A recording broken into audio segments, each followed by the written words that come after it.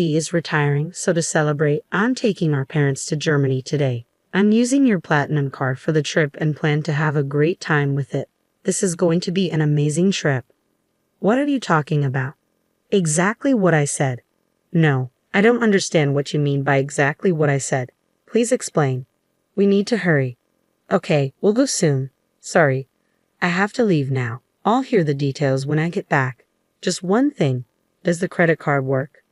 Huh? My unemployed husband Jeremy took my credit card to take our parents on a trip. I've tolerated a lot from Jeremy, but this seems like the perfect chance to teach him a lesson. When he comes back from the trip, he'll have some big regrets. I'm Maria, a 35-year-old company employee.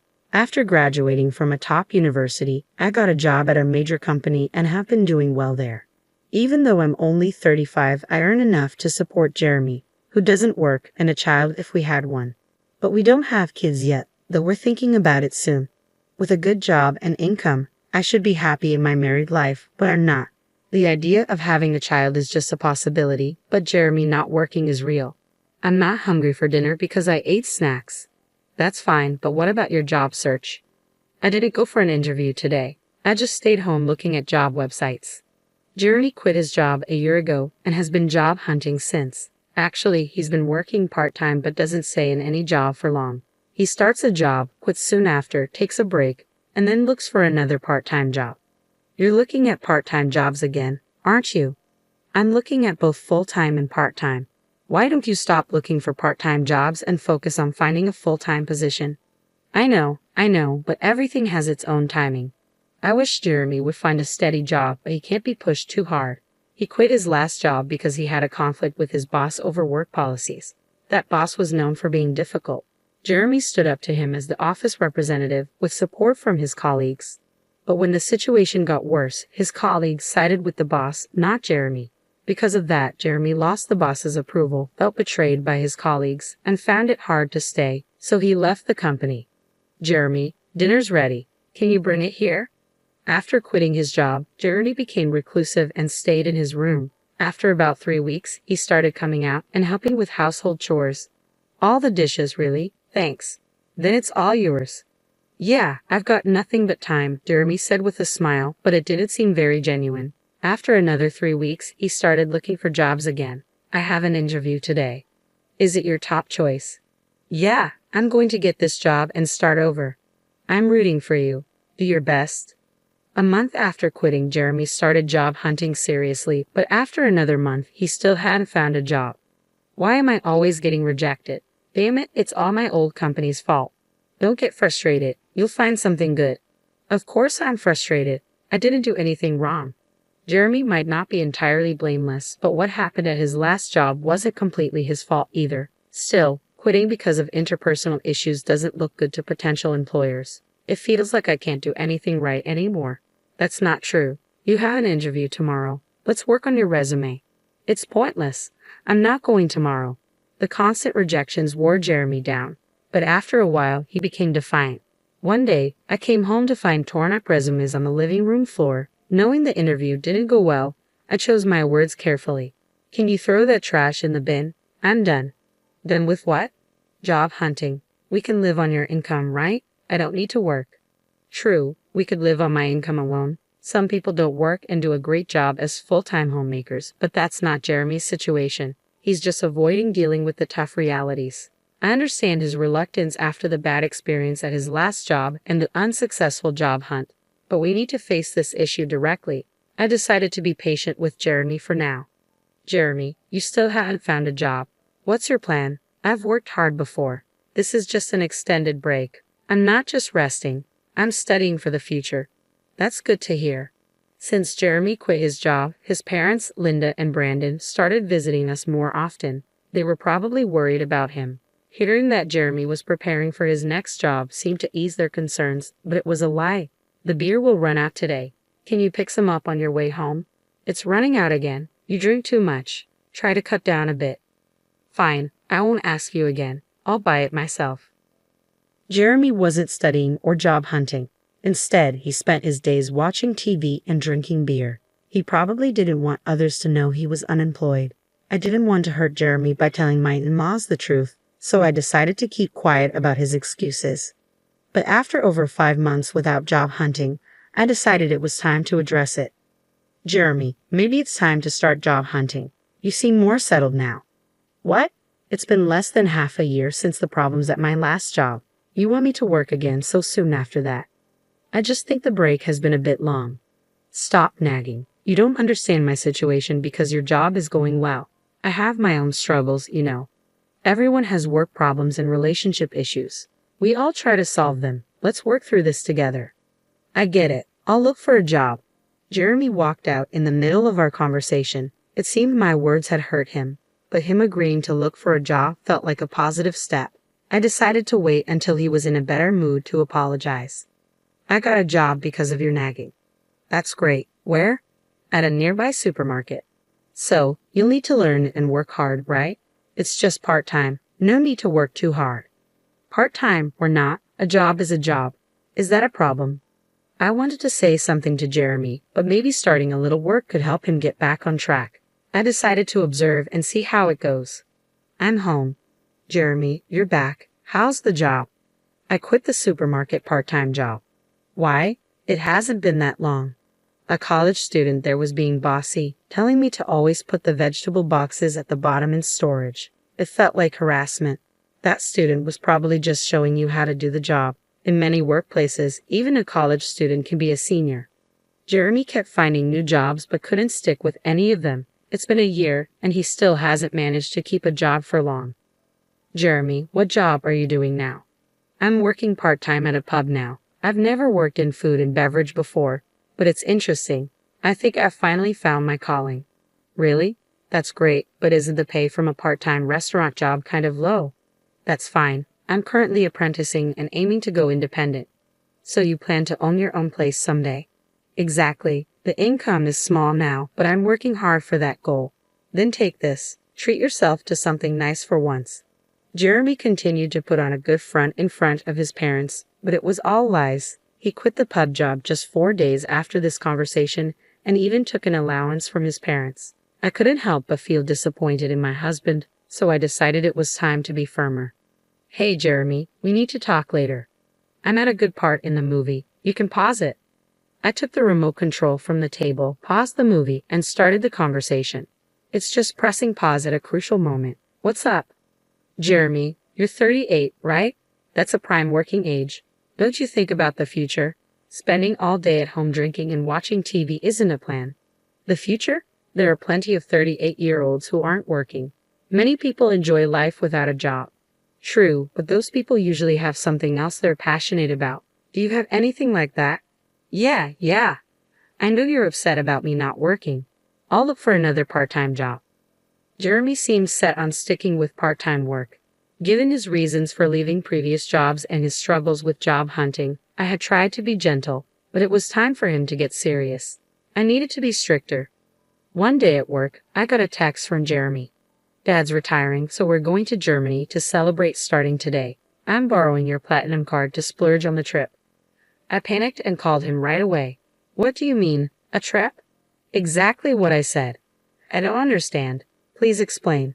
There are so many problems here. It's okay to celebrate Brandon's retirement, but he should have asked me before using my money and borrowing the credit card. It feels like stealing. And why am I paying for a trip to Germany that I'm not even going on?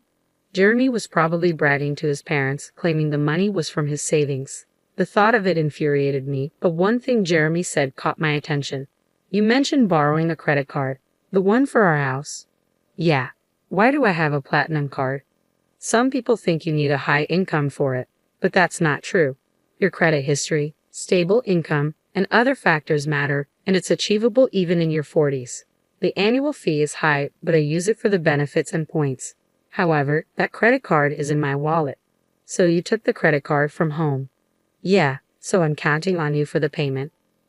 Jeremy was excited about his trip to Germany and spoke to me in a provocative tone. I had been patient with him for a long time, but this seemed like a good opportunity to address the situation. Jeremy thought he was being clever by taking my credit card and acting all cheerful, but he was in for a surprise. What are you doing? We need to go. Got it. I'm coming. Sorry, I need to move on now. I'll hear the details when I get back. Just one more thing. The credit card you took won't work. What? That can't be right. It's in Maria's name, and the expiry date is this month. It's short, but it shouldn't be a problem. You're lying, right? Maria, you're lying to stop me from using the card, aren't you? Yes, it expires this month. That's why I've already received a new credit card. What does that mean? So, I have 2 credit cards right now. When a new one is activated, the old one sometimes stops working. I've already started using the new card, so the one you took won't work. You're kidding, right? You think I'm lying? If you don't believe me, I can send you the link to the credit card website, or you could just try using the card yourself. It would be interesting to see you try to pay with a card that doesn't work. This credit card really won't work. Hey, hurry up. I hear his parents calling him in the background, but Jeremy, realizing the card won't work, seems too flustered to pay them any attention. What should I do? I told them I'd pay for everything except the round-trip travel. Oh, so they covered the flight? Yes. Dad felt bad about having all the trip costs covered. What should I do? I'm about to take a cab, and I don't even have money for that. That's not my problem. You said you'd pay for everything except the flight. Using my credit card in the first place was wrong. Pay with your own money. How can I? I don't have any money. Exactly.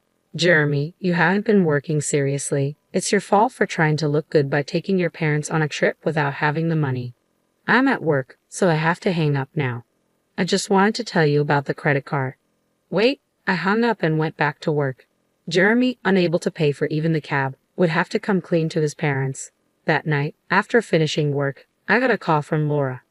I heard from Jeremy that he tried to use your credit card and lied about working. I'm sorry for the trouble. No need to apologize, Laura. I'm sorry about the credit card issues. Are you okay with the money? We'll cover the trip's costs when we get back. I'll make sure Jeremy apologizes and finds a job right away. I'm sorry, Laura, but I'm considering divorcing Jeremy. Divorce because of this? It's part of it, but Jeremy has been taking money from me for a while. What? I stopped giving Jeremy money to curb his drinking.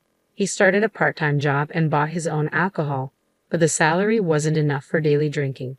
Jeremy began stealing money from my wallet to buy alcohol. Over the year, he repeatedly took amounts ranging from $7 to $70, which added up to a significant sum. I had been strict, hoping he'd change, but when he stole my credit card for his trip, it was clear he had no intention of improving. I respect your decision. Should I tell Jeremy about the divorce? Could you just tell him I want a divorce? We'll discuss the details when he gets home. About an hour later, the next morning after my call with Laura, Jeremy called.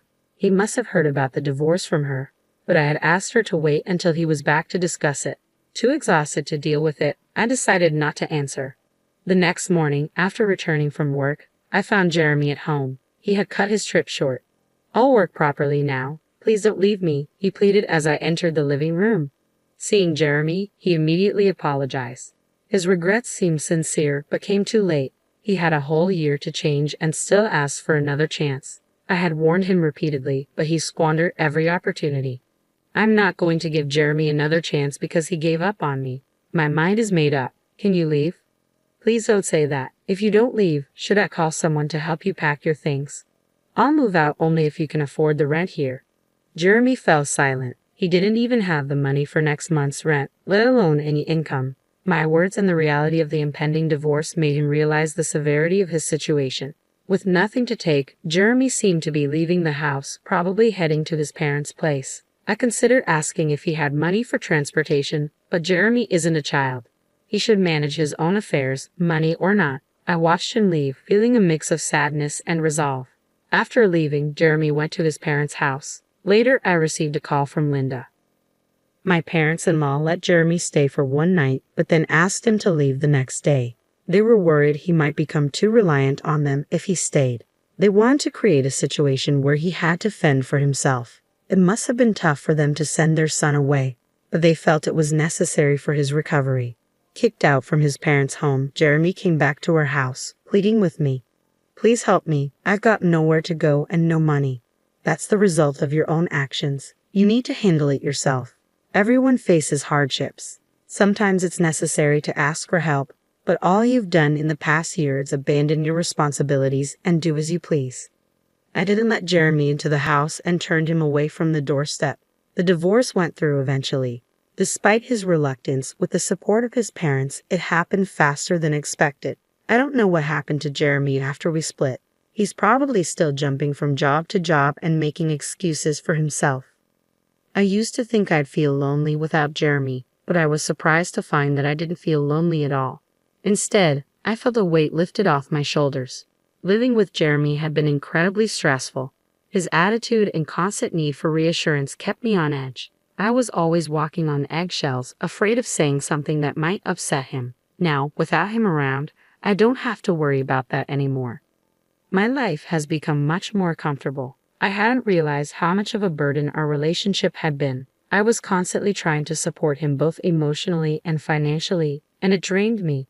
Now I can focus on myself and my own well-being. I'm relieved that I didn't let Jeremy drag me down with him. I was always trying to help him, hoping he would change, but it never happened. Letting go of that responsibility has been freeing. I no longer have to cater to anyone else's needs or deal with anyone else's problems. I can finally live my life on my own terms without having to accommodate anyone else.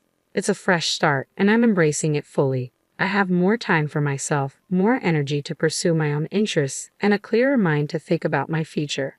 I'm grateful for this new chapter in my life, free from the stress and worry that Jeremy brought into it.